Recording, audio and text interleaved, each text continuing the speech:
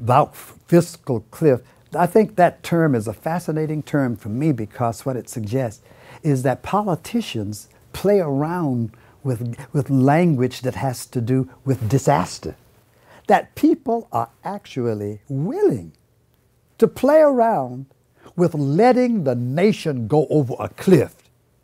while they preserve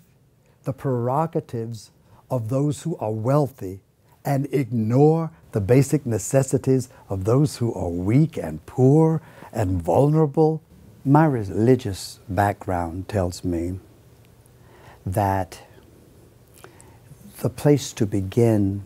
when you do policy, if you are a person of faith, is you have to ask, what is the vision of the Almighty regarding what the created order ought to look like? From Genesis to Revelation, and even in conversation with Muslims, Hindus, Buddhists, the major religious, the Jewish community,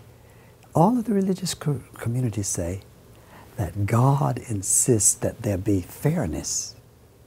and that all God's children should have the basic necessities of life.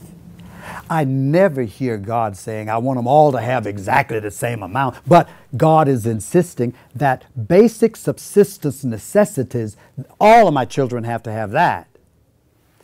Therefore,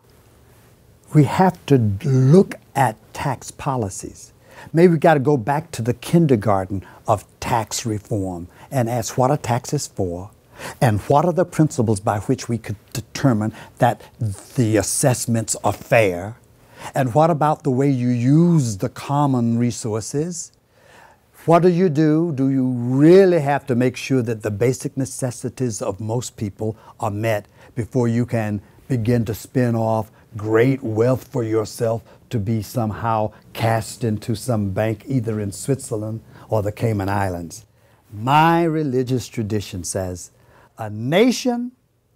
that does not show special concern